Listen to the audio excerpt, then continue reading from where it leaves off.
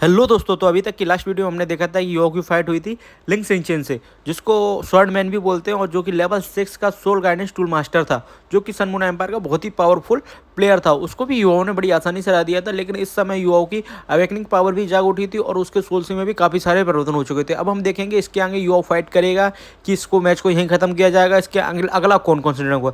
तो अब आगे की वीडियो देख। तो आज की वीडियो का अभी सीन होता है वहीं से शुरू। एरेना का सीन दिखाया जाता है जहाँ पे लिंक सेंशन हार चुका था और वो अपने वहाँ से एरेना से बाहर जा रहा होता है। यह बीच सेंटर में खड़ा हुआ होता है। यह को लगता है कि उसके अंदर बहुत सी अच्छे परिवर्तन आ गए हैं और उसकी जो थर्ड आइज थी, जो माथे पे थी थर्ड आइज, उसमें भी एक अलग ही तरह की रोशनी बाहर निकल रही थी। योग ऐसा लगता था कि उसको इस मौके का फ़ायदा उठाना चाहिए, उसको अभी मेडिटेशन करके अपनी पावर को पूरी तरीके से इनहेल करना चाहिए। तभी वो बैठा था मेडिटेशन करने को। उसके चारों तरफ से गोल्डन एकदम ऑरा सा क्रिएट हो जाता है, जिस तरफ से चारों तरफ से गोल्डन गोल्डन लाइट निकलने लगती है। तभी यहाँ पब्लिक का व्यू दिखाया था। पब्लिक भी ये देख के बहुत सारी शौक हो जाती है। वो सोचती है अब तो लिंक सेंशन भी हार गया, अब इसके बाद इससे बंदे से फाइट कौन करेगा, क्या ये फाइट आगे होगी कि नहीं होगी, इस बंदे को कोई हरा पाएगा भी कि नहीं हरा पाएगा। अब तो मुझे ऐसा लगता है ये बंदा बहुत ही ज़्यादा स्ट्रॉन्ग हो गया है और अब ये मेडिटेशन करने और बैठ गया है। तभी हमें दिखाया जाता है फेन्यू। फेन्यू जाके सीधा कहते हैं जिंग होंगचैन से, जिंग होंगचैन अब इस फाइट को कंटिन्यू नहीं कर सकते, क्योंकि तुम देख सकते हो कि युवाओं अवेकनिंग पावर उसकी जागृत हो चुकी है, तो अब वो मेडिटेशन में बैठ चुका है। अब पता नहीं चलेगा वो मेडिटेशन से कब उठेगा कब नहीं उठेगा। तो तब तक जब तक युवा मेडिटेशन कर रहा है तब तक ये एरेना जो है तुम्हारा, ये एरेना मुझे भी अपने कब्जे में लेना होगा, क्योंकि अब युवा यहाँ पर रहेगा तो मुझे उसकी देखभाल जरूर करनी होगी। और तभी हम देखते हैं जिंग होंगचैन के साथ साथ बाकी सब लोग भी एरेना को खाली करके चले जाते हैं। फिर हमें 1 महीने बाद का सीन दिखाया जाता है।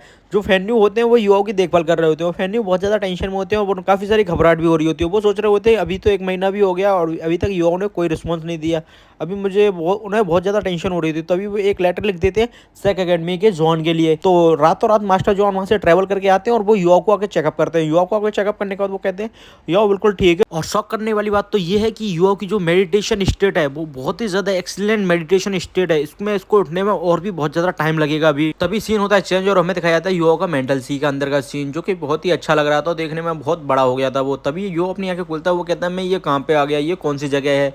युवा इतना टेंशन में होता है। तभी हम देखते हैं वहाँ पे आ जाते हैं गॉड एलेक्स। गॉड एलेक्स आने के बाद बोलते हैं ये तुम्हारा ही मेंटल सी है, तुम इतना ज़्यादा टेंशन क्यों ले रहे हो, तुम्हारा मेंटल सी अब बहुत ज़्यादा बड़ा हो चुका है। युवा कहता है हाँ मैंने देखा ये बहुत ज़्यादा बड़ा हो गया, ये कब बड़ा हुआ इतना। और तभी हम देखते हैं कि यहाँ पे आइस एम्प्रेस और स्काई ड्रीम दोनों आ जाते हैं और वो कहते हैं तुम्हें देख के युवा ऐसा लग रहा है कि तुमने इस बार काफ़ी अच्छा रेस्ट किया है, काफ़ी लंबी नींद ली है। तो स्काई ड्रीम कहता है मैं इस बार बिल्कुल नहीं सोया, तुमने बहुत लंबी नींद ली है। तभी युवा देखता है उनके, कहता है कि भाई क्या बात है, तुम दोनों भी बड़े हो गए, तुम दोनों का भी साइज चेंज हो गया। तभी गॉड एलेक्स बताते हैं कि ये सब कुछ हुआ तुम्हारे मेंटल सी के बदलने से, क्योंकि तुम्हारी मेंटल सी की अब कैपेसिटी बहुत बढ़ चुकी है और इन सभी में स्काई ड्रीम का भी बहुत बड़ा हाथ है, क्योंकि स्काई ड्रीम ने भी तुम्हें बहुत ज़्यादा मेंटल पावर प्रोवाइड किया है इसी फाइट के दौरान और तुम्हारी अब मेंटल सी की पावर बहुत ज़्यादा बढ़ चुकी है। और अभी ये एक बाउंडलेस सी है, मतलब तुम्हारी जो मेंटल पावर है एक ट्रू सी के अंदर बढ़ चुकी है और अब तुम्हारी मेंटल पावर इतनी बढ़ चुकी है कि ये अपने आप में सर्कुलेट कर सकती है। अब तुम्हारी मेंटल पावर तुम्हारी किसी भी आई डेस्टिनेशन को सपोर्ट कर सकती है। तुम अपनी आई डेस्टिनेशन पावर को दिन में 3 से 4 बार उपयोग कर सकते हो और तुम्हारी जो मेंटल पावर है उसकी रिकवर करने की भी क्षमता 5 गुना से ज़्यादा बढ़ चुकी है।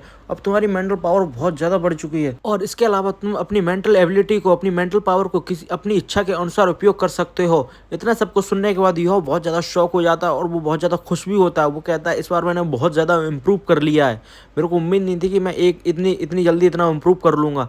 और तभी गॉड एलेक्स कहते हैं इस बार तुमने स्काई ड्रीम की 2 सील की मेंटल पावर को पूरी तरीके से ऑब्जर्व कर लिया, इसलिए तुम बहुत ज़्यादा पावरफुल हो चुके हो प्रेजेंट में।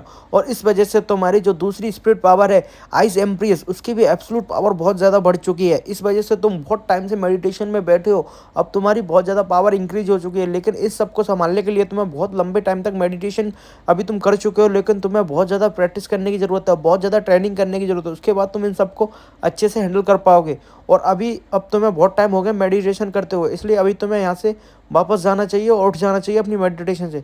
तभी युवा कहता है कि भाई मैं अपनी ये तो बहुत ज़्यादा बड़ी हो गई मेंटल सी, अब मैं इससे बाहर कैसे जाऊँ। और इतना गॉड लेक्स सुनने के बाद हंसने लगते हैं। वो कहते हैं पागल बच्चे, ये तेरा ही मेंटल बर्ड है, ये तुम्हारी मेंटल सी है, तो इसको तुझे खुद डिजाइन करना है, यहाँ पर सब तेरा चलेगा। तभी वो सोचता हंसता और कहता है अच्छा ये मेरा पावर, तो ठीक है मैं जहाँ जो चाहूँगा वो करूँगा। और तभी सीन होता है चेंज और हमें दिखाया था एरेना का सीन, जहाँ पे युवाओं को बैठे हुए 6 महीने पूरे हो चुके होते मेडिटेशन में बैठे हुए और वहीं फैनियों के काफ़ी सारे चेंजेस आ चुके होते हैं उनकी बॉडी में। तभी वो फैन्यू वहाँ पे बैठे हुए कहते हैं इस बार ठंड ज़्यादा लग रही है, ऐसा लगता है सर्दी इस बार जल्दी आने वाली है, मुझे ऐसा लगता है कि ये मौसम भी जल्दी निकल जाएगा। तभी फैन्यू वहाँ पे घूम रहे होते तभी वो नोटिस करते हैं कि यो की बॉडी में थोड़ी सी हलचल हुई है। वो ये देखने के बाद काफ़ी ज़्यादा खुश हो जाते हैं। वो कहते हैं ऐसा लगता है कि अब यो उठने वाला है, वो अपनी मेडिटेशन से जागने वाला है। तभी वो देखते हैं कि थोड़ी देर बाद यो की बॉडी के अंदर कोई भी हलचल नहीं हो रही थी, वो वापस से शांत होकर मेडिटेशन करने लगता है। तभी फैन्यू सोचने लगते हैं मन में कि ऐसा लगता है कि आधे साल से ज़्यादा हो चुका है युवा को मेडिटेशन में बैठे हुए। मुझे ऐसा लगता है कि इसकी बॉडी पूरी तरीके से वीक हो चुकी है, मेडिटेशन की पावर को ऑब्जर्व करते करते इसकी अंदर से जो एनर्जी थी वो पूरी तरीके से खत्म हो चुकी है। तभी हम थोड़ी देर बाद देखते हैं कि युवाओं की आंखें खुलती हैं, युवाओं की आंखें खुलती हैं, लेकिन युवा कमजोरी की वजह से वापस से बेहोश हो जाता है। फैन्यू ये देखने के बाद युवाओं को अपनी गोदी में उठाते हैं, उसे लेकर अपने घर चले जाते हैं। वो जाके उसको मेडिटेशन बहुत कराते हैं जिससे कि युवाओं की बॉडी जो है वो जल्दी से जल्दी रिकवर कर सके। तभी युवा थोड़ी देर उसमें मेडिटेशन बहुत कराने के बाद वो उसे उठा के अपने घर लाते हैं, उसको स्टीम बाथ देते हैं जिससे युवा थोड़ा थोड़ा रिकवर होने लगता है। तभी हम देखते हैं युवा 3 दिन के बाद तो वापस से चलने लगता है। फैन्यू ये देखने के बाद बहुत ज़्यादा खुश हो जाते हैं कि युवा अपने आप को रिकवर कर रहा है बहुत ही जल्दी। और तभी हम युवाओं को देखते हैं क्योंकि उसकी बॉडी अब वो बॉडी तो नहीं बची थी, उसकी पावर बहुत ज़्यादा बढ़ चुकी थी, उसकी स्पिरिचुअल पावर इतनी ज़्यादा बढ़ चुकी थी कि वो अपनी पर्पल आइज से एक तरफ देखता तो भाई वो 50 मीटर तक तो सब कुछ बहुत ज़्यादा स्लो मोशन में देख सकता था। अगर वो एक ही डायरेक्शन में फोकस करके देखे ना तो भाई वो 3000 मीटर मतलब 3 किलोमीटर तक तो आराम से फोकस से देख सकता था और वो सब चीज़ों को स्लो कर सकता था। और उसकी पर्पल आई इतनी ज़्यादा माइक्रोसेप्टिक हो गई थी कि वो एक माइक्रो लेवल से भी ज़्यादा उसको जूम करके देख सकता था अपनी आंखों से ही। और उसकी पावर भाई बहुत ज़्यादा ही बढ़ती जा रही, उसकी स्पिरिचुअल पावर इतनी ज़्यादा बढ़ गई थी कि वो अपने आप को रिकवर भी बहुत जल्दी जल्दी करता जा रहा था। तभी वहाँ पे आते हैं मास्टर फैन्यू, वो कहते हैं यो तुम कैसे हो, तुम अब रिकवर कर रहे हो। तभी यो कहता है मैं अब बिल्कुल ठीक हूँ, मैं पूरी तरीके से रिकवर कर चुका हूँ और आपका बहुत बहुत धन्यवाद जो आपने मेरी मेडिटेशन टाइम में मेरा आपने बहुत ज़्यादा ख्याल रखा। और तभी मास्टर फैन्यू कहते हैं इन सभी की कोई ज़रूरत नहीं है, ये तो मेरा कर्तव्य था कि तुम्हारी मदद करूँ मैं तुम्हारी मेडिटेशन टाइम में। अब मैं तुम्हें बिल्कुल ठीक देख रहा हूँ और तुम बिल्कुल सही खड़े हो, अब मुझे सभी से चिंता से बिल्कुल फ्री हूँ।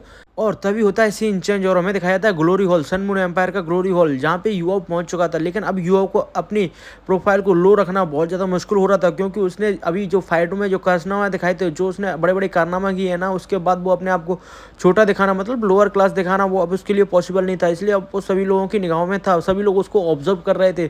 तभी वो जाके अपना जो उसका सोल गाइडेंस टूल पर उसका काम था वो बाकी था वो उसको कंप्लीट करता है और वापस अपने घर की तरफ जा ही रहा होता है, रूम की तरफ। तभी उसके रास्ते में लिंग शियानचेन मिलता है, वही शॉर्ट में जिससे उसकी सबसे लास्ट फाइट हुई थी। उसके बाद वो 6 महीने के लिए मेडिटेशन में चला गया था। तभी लिंग शियानचेन कहते हैं तुमने मुझे बड़ी आसानी से पहचान लिया, बहुत ही जल्दी पहचान लिया। तभी यो कहता है कि जो तुम ये तलवार टांग के घूमते हो ना, ये सबसे ज़्यादा यूनिक है, इसको देखने के बाद कोई भी तुम्हें कभी भी पहचान लेगा, तुम्हें एक बार मिलने के बाद तो कोई भी कभी भी नहीं भूलेगा। तभी लिंग शियानचेन कहता है मैं भी देखना चाहता हूँ कि तुमने कितना ज़्यादा इंप्रूव किया है और तुम अपने आप को कितना ज़्यादा इंप्रूव कर पाए हो। मैं भी डीप मेडिटेशन में गया था, लेकिन मैं तो 1 महीने के बाद ही वापस आ गया था, लेकिन मुझे पता चला है कि तुमने 6 महीने के बाद मेडिटेशन से वापस आए हो और अब तुम बिल्कुल ठीक हो।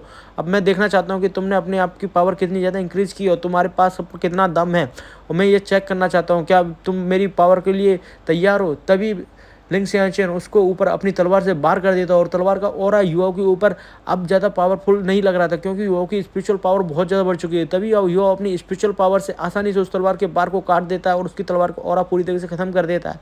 तभी लिंग शियानचेन समझ जाता है कि इस बंदे को मैं अभी नहीं हरा पाऊंगा। तभी युवा कहता है अब तुम बहुत भूल जाओ बेटा, अब तो मैं बहुत आगे निकल चुका हूँ, अब तुम्हें मुझे हराने के लिए तो पूरे जन्म जिंदगी मुझे पीछा करना पड़ेगा, तभी जाके तुम मुझे हरा पाओगे। तो ये लिंग शियानचेन ये सुनने के बाद तो बहुत ज़्यादा खुश होता है। वो सोचता है अगर मुझे तुम्हें हराने के लिए तुम्हारा जमनी ज़िंदगी पीछा करना पड़े ना, तब भी ये मेरे लिए गलत नहीं होगा। एक बार तो मैं तुम्हें सरपास करके जरूर एक बार तो मैं तुम्हें अपने जीवन में जरूर हराऊंगा, एक ना एक बार तो। तभी हम युवा को देखते हैं जो अपने रूम की तरफ जा ही रहा होता है और वो हमने सोच रहा होता है कि ये बंदा लिंग शियानचेन जो ये स्वॉर्डमैन के नाम से जाना जाता है, ये मेरे एक अपोनेंट बनने के लिए लायक तो है, ये बंदा अपने आप को इम्प्रूव कर रहा है और ये मेरे से लड़ने और जीतने के लिए पूरी कोशिश कर रहा है। इस बंदे को मैं अपना अपोनेंट मानता हूँ, ये अच्छा फाइटर है जिससे मेरे को फाइट करने में अच्छा लगता है। और तभी अगले पल हम देखते हैं कि यो एक जगह अकेला खड़ा हुआ होता है। तभी वो युवा कहता है नाना तुम वापस क्यों आ गई। तभी नाना कहती है तुम्हारी सिक्स सेंस तो भाई बहुत ज़्यादा पावरफुल हो गए, तुमने मुझे बिना देखे पहचान लिया कि मैं नाना हूँ। तभी नाना युवा कहता है अच्छा मैं समझ गया, तुम अपनी स्पिरिट पावर को वापस लेने आई हो, लेकिन अभी तुम ये जगह सही नहीं है, अभी तुम रुको, मैं तुम्हें तुम्हारी स्पिरिट पावर को वापस ज़रूर दूंगा, तुम इस बात की बिल्कुल टेंशन मत लेना, तुम मेरे पर भरोसा रखो, मैं तुम्हें ज़रूर वापस दूंगा, लेकिन अभी ये जो जगह है ये सर्कमस्टेंस अभी बिल्कुल भी सही नहीं है। तभी युवा अपने रूम की तरफ जा रहा होता है और नाना भी उसके पीछे पीछे चली आती है। नाना रूम में जाते समय सोच रही होती है कि मैंने जितना सैक एकेडमी के एक्सचेंज स्टूडेंट के बारे में सुना है उससे हिसाब से तो युवा बहुत ही ज़्यादा पावरफुल है और इसने जो लास्ट टाइम जो फाइट की है ना उसके बाद तो इसकी इमेज मेरे दिमाग में बहुत ही ज़्यादा ऊपर हो चुकी है। तभी युवा कहता है अच्छा नाना आ जाओ, तुम्हें तुम्हारी सोल को वापस दिया जाए, तुम अब शांति से खड़ी रहना, मैं तुम्हारी अंदर तुम्हारी सोल को वापस डाल रहा हूँ और सारी कंडेंस करके तुम्हारी सोल के अंदर जाएगी, तो तुम ज़्यादा टेंशन मत लेना। तभी यो सामने नाना खड़ी होती है, तभी यो अपनी उंगली नाना के फोरहेड पे रखता है और नाना का फोरहेड इतना ज़्यादा ब्राइट चमकने लगता है, उसके चारों तरफ से रोशनी से निकलने लगती है भाई, एक अलग ही सा माहौल बनता है। और उसके थोड़ी देर बाद देखते हैं कि नाना के अंदर नाना की सोल वापस चली जाती है। तभी नाना कहती है मुझे ऐसा क्यों लग रहा है कि तुम्हारी वजह से मेरी सोल कंडेंस हो चुकी है, उसके ऊपर पाबंदी सी लग चुकी है। तभी यो कहता है अगर तुम्हें अब मेरे से और कोई काम नहीं हो, अब मैंने तुम्हारी सोल भी तुम्हें वापस दे दी, तो तुम प्लीज़ यहाँ से जा सकती हो। नाना कहती है अगर अच्छा तुम यही चाहते हो तो मैं यहाँ से चली जाती हूँ। तभी वो कहता है हाँ तुम बिल्कुल चले जाओ, क्योंकि अब ये मेरे आराम करने का टाइम है, तो तुम प्लीज़ यहाँ से जाओ। और तभी नाना वहाँ से जाने लगती है। तभी युवा कहता है वैसे तो तुम्हारी एवेंजिंग घोस्ट पावर बहुत ज़्यादा पावरफुल है और वो देखा आने के लिए बहुत सही भाई एक चीज़ है, लेकिन तुम इसे ज़्यादा मत किया करो, क्योंकि अगर कोई मेरा जैसा हुआ उसने से तो भाई पावर ही होगा अंदर ले लिया, कब्जे में ले लिया, तो तुम्हारी जान हलक में आ जाएगी, तुम्हारी हारना लड़े जितनी फाइट लड़ी तुम सबसे ज़्यादा स्ट्रॉन्ग कैंडिडेट कोई था तो वो ये है। के अंदर आ जाती है और युवा सामने वाले बंदे से कहता है क्या तुम थोड़ी देर इंतजार करोगे, इसी के साथ ये नोवेल का एपिसोड लेकिन मुझे थोड़ी देर से आराम करने की जरूरत है, मुझे थोड़ा सा रेस्ट की जरूरत है। Thank you so much for watching this video और जस्ट दोनों मिलते हैं अगली वीडियो में। और मैं चाहता हूं कि आप मेरी वीडियो को ज्यादा से ज्यादा लाइक करें और मेरी वीडियो में जो भी मुझे अपनी पूरी कमेंट को हिल करना पड़ेगा, मैं अपनी पूरी टाइम स्टेट में आने के बाद इस बंदे को हरा सकता हूं। नहीं तो मुझे ऐसा लगता है कि इससे जरूर मैं आज मैच हार जाऊंगा। और नोवेल से एडिशन में बैठा ही होता तभी हम पब्लिक का शो दिखाया जाता है कि ऑडियंस पूरी तरीके से उस बंदे को पहचान जाती है कि ये तो लिन सियांचेन है, ये इसका